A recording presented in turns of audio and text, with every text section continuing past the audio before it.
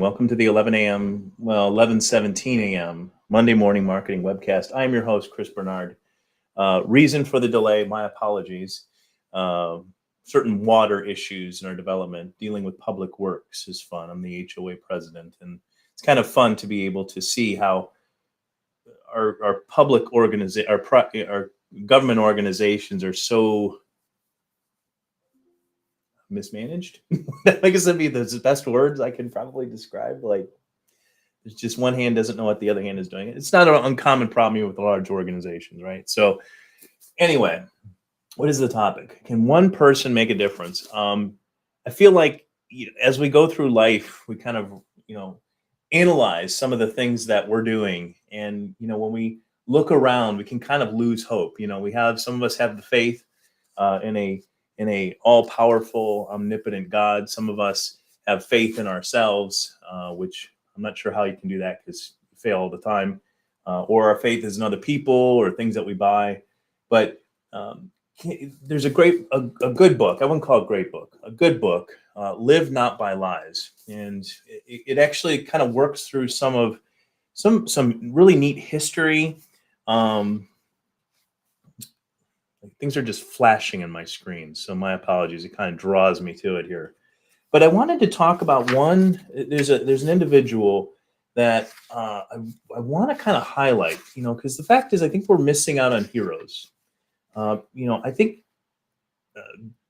God designed us, and one of the things He put into us that's really networked in, not just to be relational, but the concept of justice and what that means, and fighting for something, and fighting for people that are less powerful, less able to protect themselves, right? So there are certain people that, as we look back on history, we can be, not that our hope revolves around people, because it certainly does not, but our hope, we're looking for heroes, I guess, is the end of the day. At least that's where I was looking for. And just examples of people really sacrificing themselves in terms of time and effort. And I just came across this really, really interesting nugget of truth, and it's fairly long. I'll try and read it kind of quick. It's actually it's right at the beginning of the book. I can't believe it's on page 4. But I'm going to mess up some of the names, so you'll just have to work with me on this one, okay? I feel like it's book time, reading time here with Chris Bernard. But really interesting history, and it was pretty inspiring. So Father Kalakovic knew that the clericalism and passivity of traditional Slavic Catholicism would be no match for communism. For one thing, he correctly foresaw that the communists would try to control the church by subduing the clergy. For another, and I have like notes, and I don't know if you guys do that same kind of thing, but like circle things so I can kind of go back quickly over it. I'm still going to read it because there's some nuggets in here that I think kind of color the story. For another, he understood that the spiritual trials awaiting believers under communism would put them to an extreme test. The charismatic pastor preached that only a total life committed to Christ would enable them to withstand the coming trial. So again, this is about persecution and just being prepared for that kind of thing. Give yourself totally to Christ. Throw all your worries and desires on Him. That's a biblical principle. For He has a wide back, and you will witness miracles, the priest said, in the recollection of one disciple. Giving oneself totally to Christ was not an abstraction or a pious thought. It needed to be concrete. So again, as believers, we can have this kind of like dependency and trust and joy, knowing that this is not the end of the story, that God is with us, that no matter how dark or bleak things are at, God is with us. But at the same time, there's also, and we can rely on it, that's that concrete stuff. But there's always this like, okay, my faith requires me to do something, right? So that's kind of that second part of it. It needed to be concrete. It needed to be communal. So relational, right? A group of people that have the same like-mindedness. The total destruction of the First World War opened the eyes of younger Catholics to the need for a new evangelization. A Belgian priest named Joseph Cardigan, whose father had been killed in a mining accidents, started a lay movement to do this among the working class. These were the young Christian workers, so-called Jacquists, after the initials of their name in French. Inspired by the Jacquist example, Father Kolakovic, adapted it to the needs of the Catholic Church in the German-occupied Slovakia. He established cells of faithful young Catholics who came together for prayer, study, and fellowship. I have this underlined. The refugee priest taught the young Slavic believers that every person must be accountable to God for his actions. Freedom is responsibility, he stressed. It is a means to live within the truth. The motto of the Jacquists became the motto for the Father Kolakovic, called his family. See, judge, act. See meant to be wake to the realities around you. Judge was a command to discern soberly the meaning of the realities in light of what you know to be true, especially from the teaching of the Christian faith. After you reach a conclusion, then you are to act to resist evil. Valkav Vasco, a Kolakovic's follower, recalled late in his life that Father Kolakovic's ministry excited so many Catholics because it energized the laity and gave them a sense of leadership responsibility. It is remarkable how Kolakovic almost instantly succeeded in creating a community of trust and fellowship from the diverse groupings of people, priests, religious, and lay people of different ages, education, spiritual maturity.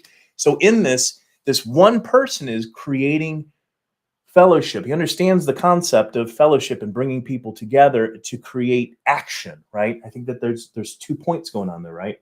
Vasco wrote. The family groups came together at first for Bible study and prayer. Core foundational stuff, Bible study and prayer. But soon began, because otherwise you don't know what direction you need to be taking. There's a whole lot of what ifs, gray area, and things like that. Knowledge starts with the fear of the Lord, and this is kind of playing out in that discernment and wisdom and intelligence is not ours, it's divine, and it can be exercised through us as people.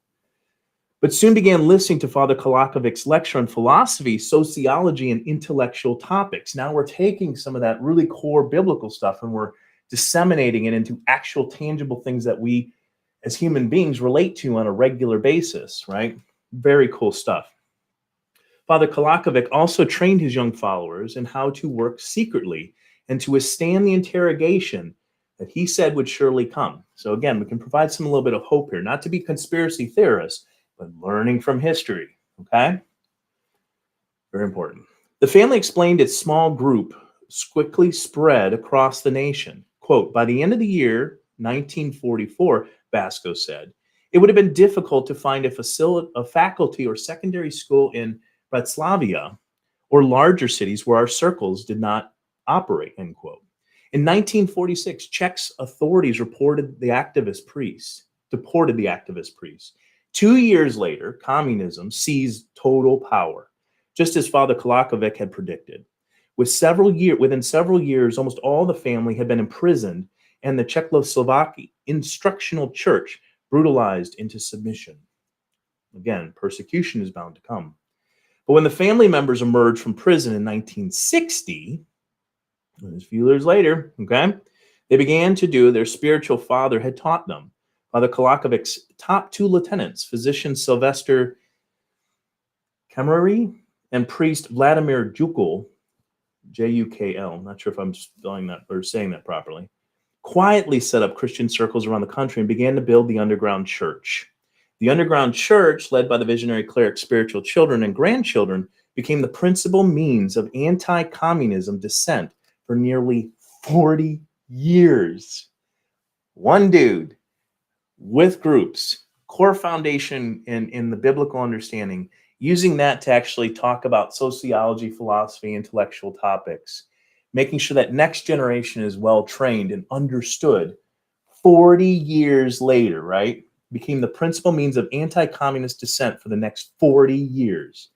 It was also it was they who organized a mass in 1988 public demonstration in Bratislava in Slovak capital demanding religious liberty.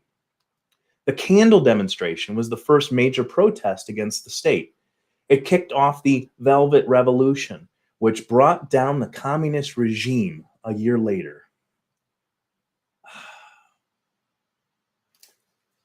If that doesn't inspire you to know that you can make a difference, not just politically or religiously, but even in your business. You guys, bravery, truth, hard work, focus, understanding relationship, and making sure that you're coming to, bringing people together in like-mindedness around a common goal is very, very, very inspiring.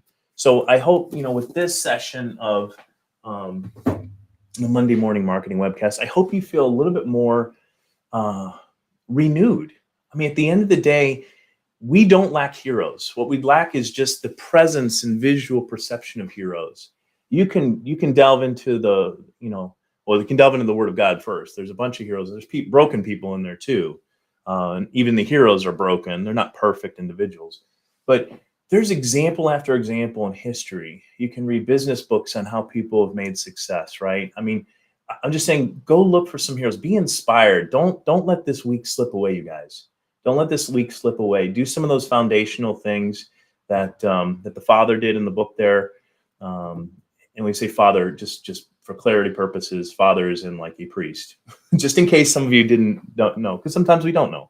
Those are Father. I have a father too, but we have a Father God, but I also have a physical father too as well. So some of you may not understand the difference. Fathers are often sometimes called priests as well, or pastors in some cases, depending on denominations and all that. But so I hope that inspires you this week. You can indeed make a difference, and don't sell yourself short. Go big.